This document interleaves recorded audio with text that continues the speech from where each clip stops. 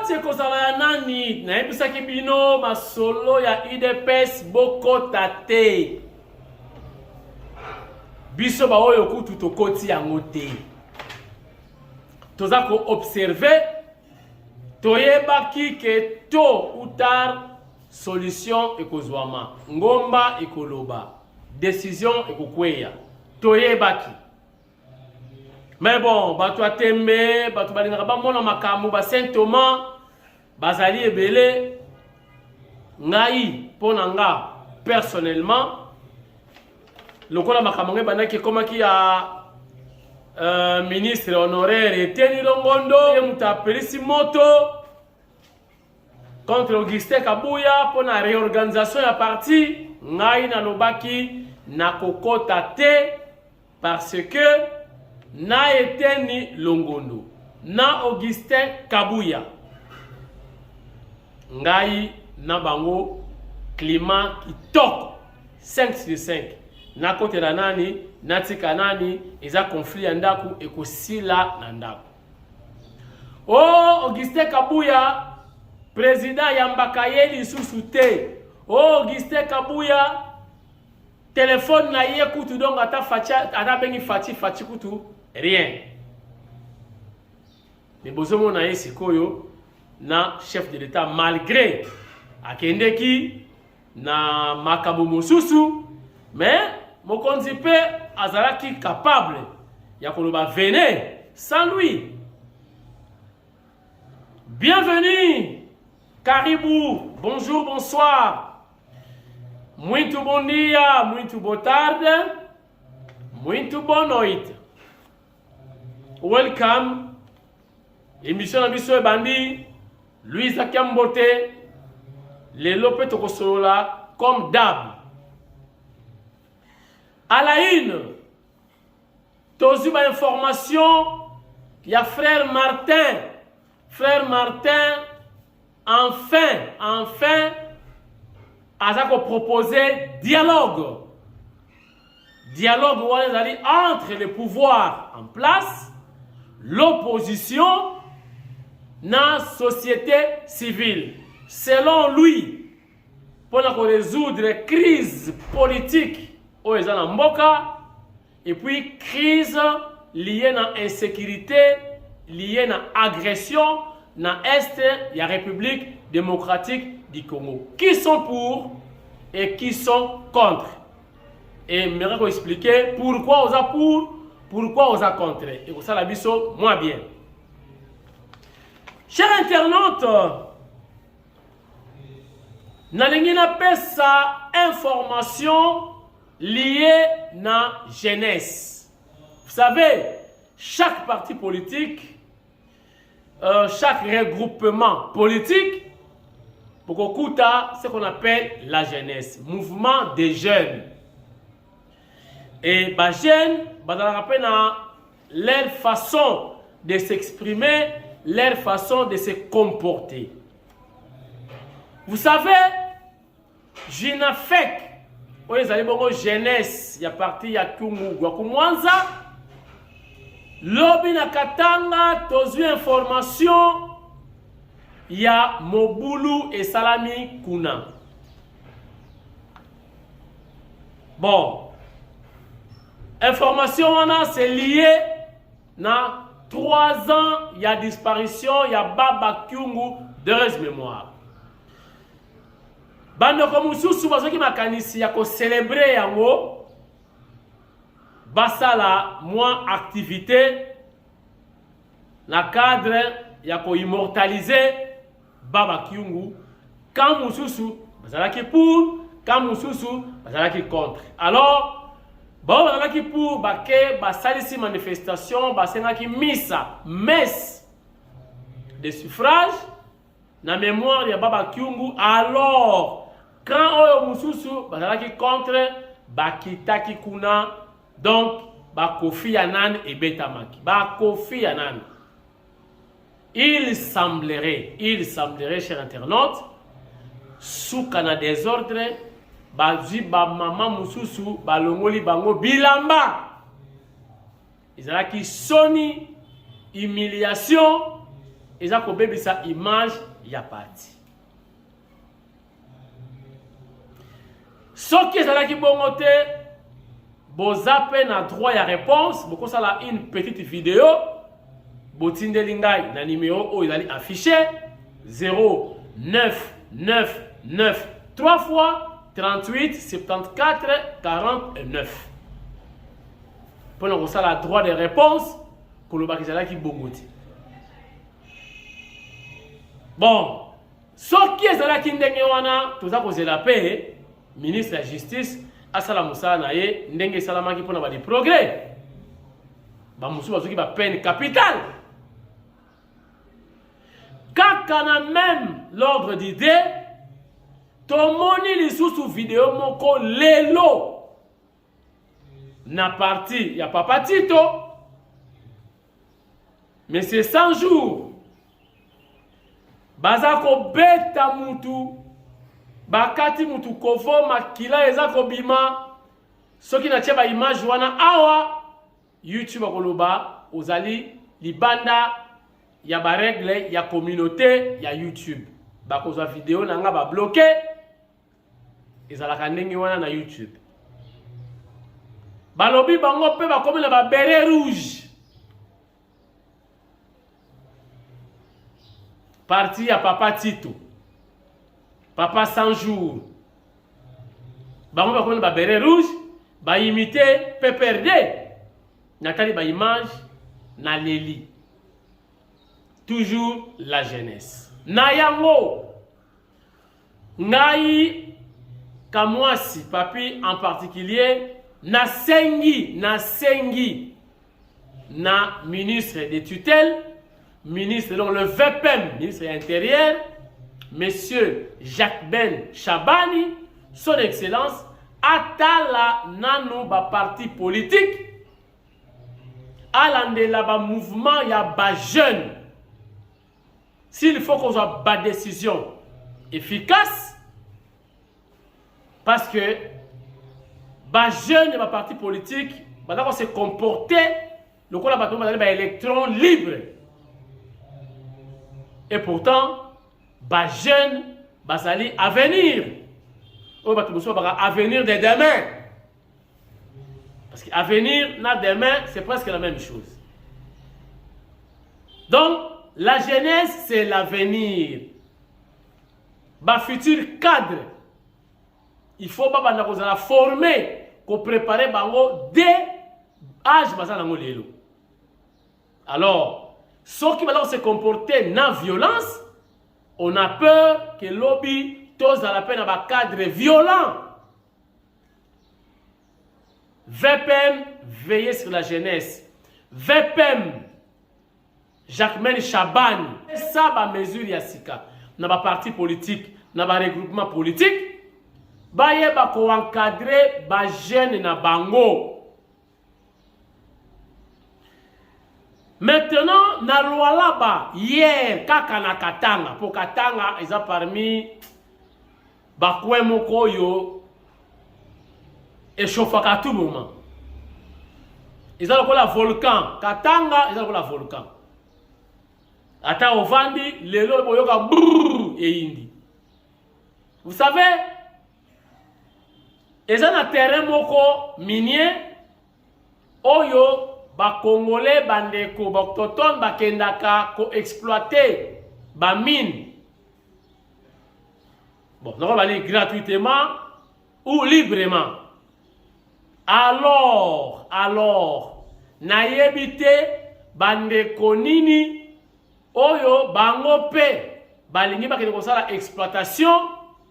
Alors vu leur rang, batindaki, ba militaire, bakende, bon, passez-moi les termes, ko bengana, ba congolais, oyo badako exploiter artisanalement, ba minouane. Alors, et si m'a quitté la population, hier, il y a eu des tirs, na Lualaba, il semblerait qu'il y a eu des morts. Secteur paye à mine. Nan nous bovandi cité, ils ont la moi désordre. le col appelle un transport, na moni Jean-Pierre Bemba ye, tu peux ça chance parce que ba bateau, ba barinière, ezaka ko kweya, bato ko kufa, ba manifeste ezate, ko cha bato kaka na bulu yeke, oyoka o bateau est chaviré. Oh, bato ba kufi, bato ba se noyer. Et ça date de longtemps. Ambassadeur ya France akutanaki na mokonzi ya mboka hier aye kopesa ba adieu na ye 3 ans na ye ekoki azongi na France azwaki temps ya kosola na mokonzi ya mboka et puis ko réparer parce qu'il y a eu un petit problème makambo etali lupangu entre l'ambassade ya France na biso eyindaki bameraki kosola yango arrangé babongisi et salamaki lobby na cité ya Union africaine autrement la cité de Loya na président de la République na profiter na occasion yo na la kisabino pe ndenge nini international socialiste ba parti politique oyo bala ba socialiste ba sangana ba salana ba oya bango likita kimvuka. Ancien premier ministre tchadien, ayaki ya wa la RDC, pour na parti au pouvoir et la parti socialiste IDPS, balinga ki pe ba kutana mo konziambo kapona représenter ba civilité depuis investiture de chef de l'État, bango bazalakati. Alors bazaki conduit na secrétaire général et le président AI, il y a UDPS, attends besoin de bengaye ex ancien secrétaire général. Au chef de l'État yambakayete, au président ayambakaye même na téléphone té, et si mbakali sous té, mais ba image et la kisibiso les contraires. Suivez le 2 vidéos consécutives pour vous informer pour Bozala servi à 100% lié na information actualité ya République démocratique du Congo. Regardez.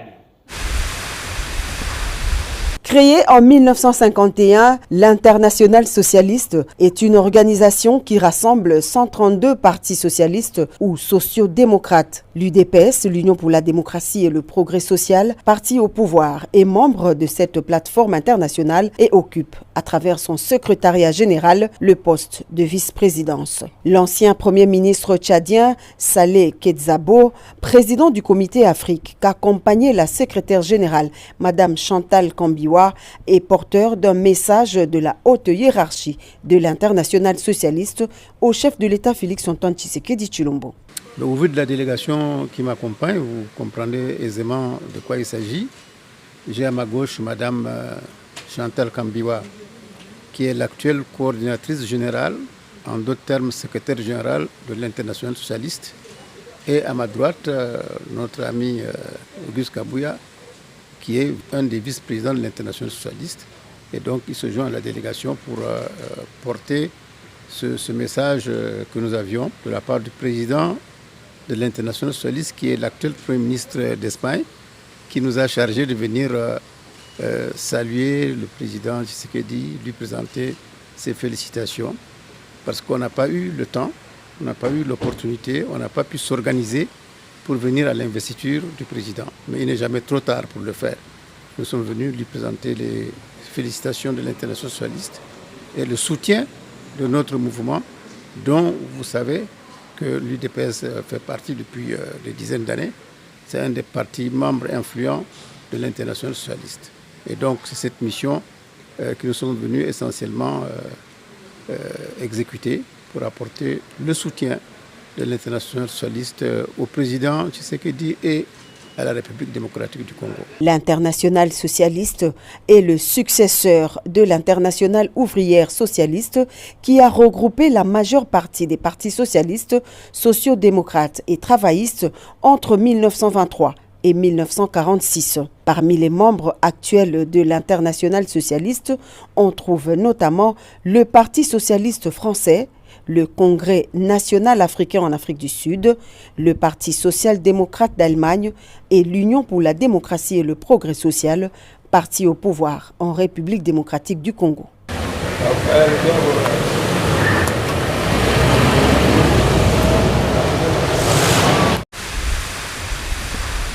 La République démocratique du Congo et la France entretiennent d'excellentes relations bilatérales et de coopération depuis des décennies. Les rapports entre les deux pays sont résolument tournés vers le développement économique du fait que la RDC et la France sont liés par des accords de coopération autour d'une trentaine de projets en exécution. La visite du président Félix-Antoine Tshisekedi Tshilombo à Paris en est une parfaite illustration. Le diplomate français est venu faire ses adieux au chef de l'État car arrivé au terme de ses 3 années de mission en République démocratique du Congo. Occasion aussi pour Bruno Aubert d'évoquer le bilan positif des relations bilatérales franco-congolaises de ces 3 dernières années, malgré l'incident malheureux dont ont été victimes 2 diplomates français en poste à Kinshasa, incident lié à un conflit foncier qui a conduit à une intrusion dans une emprise française en violation des prescrits internationaux. Il était important pour moi de voir le président de la République, le chef de l'État, une circonstance un peu particulière pour moi qui est la fin d'une mission de 3 années dans le pays, et donc c'était une manière de venir lui dire au revoir. Nous avons traité de nombreux sujets. Le premier dont nous avons parlé, c'était effectivement le regrettable incident qui a affecté une de nos emprises diplomatiques pendant il y a 3 jours, vendredi dernier. Nous avions eu l'occasion d'en parler avec Madame la ministre d'État ce matin même.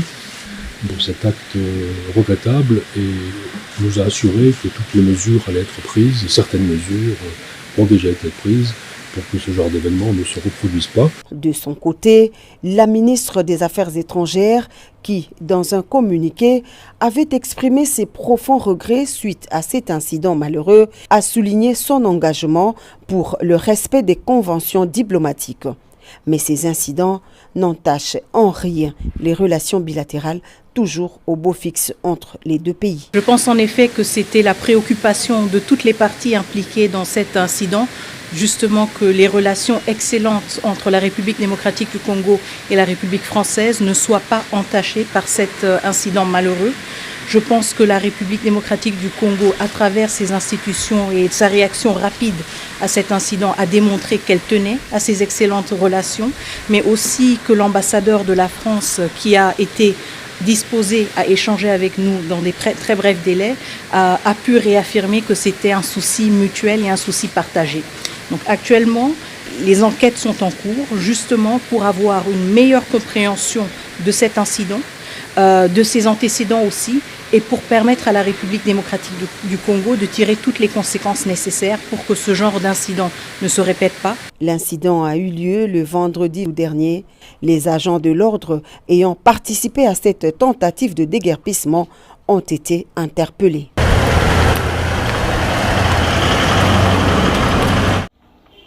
Naouta Koloba wa frère Martin a proposé dialogue, c'est-à-dire dialogue intercongolais. Nana yebaki déjà parce que Nebalobaka, la politique de la chaise vide ne paye pas. Frère Martin Makamada Osenga ezalaki déjà président de la République, son Excellence Félix-Antoine Tshisekedi Tshilombo. Déjà, à ça qui va mettre la main tendue à Solana Bango, parce que l'Olendo, moi orgueil, n'a évité pourquoi. Lelo, frère Martin a commis au Senga dialogue.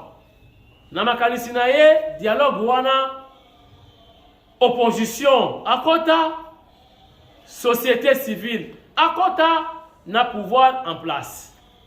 Alors na évité et quoi aboutir na nini. Peut-être que le cas à partir du mois de janvier remaniement et ko salama na évité idée na bango ezani na boy ko kota na secret ya frère Martin alingi ko senga dialogue. Pourquoi? Mais na ebisi bino pe bo participer dans cette émission. Êtes-vous pour ou contre proposition ya frère Martin pour un dialogue? Il y a l'objet pour la crise, pour résoudre les crises politiques et puis pour résoudre les crises na Est Yamboka. Êtes-vous pour? Soit pour, mais vous expliquer, soit contre, mais capé pour expliquer. Chers internautes, Église protestante, depuis Basala, paroisse il y a centenaire, la commune Yalingwala, ça fait 30 ans. Alors, va célébrer avec faste, avec pompe. Ba pasteur, bandeko ebele, bayaki ko célébrer ensemble na bango. Yango moni sokoy azogi na terrain, musala kitoko, bravo FRDC. Bokende boye mbalo ebozo ngasimate, pe bosirisa makambo ngo batu balembi. Balembi bitumba, batu balembi. Batu balembi. Nakosa kabinote, ndenge nakosa ka Régine Kapingate na Villevorde. Na Belgique, Mama Munganga. Ce qui information est, toko pesa bino, toko zangisa te, kaka ndenge zalaka. Chers internautes, toloba ki émission mikolo yo 25-30 minutes to clôturer ba info mususu to bombi pour na lobby parce que au-delà ya 45 minutes bogole ma émission et vous assure na tidate même ba prière ba pasteur ba monter ya 15-20 minutes prière et sili mutu à retenir quelque chose. Au-delà il y a 30 minutes au retour na mutu uti église ba lobi nini oh yesu abeteki batu fimbu na wenze. Donc, à retenir le côté parce que temps est le cas qui mingi. Merci et à demain.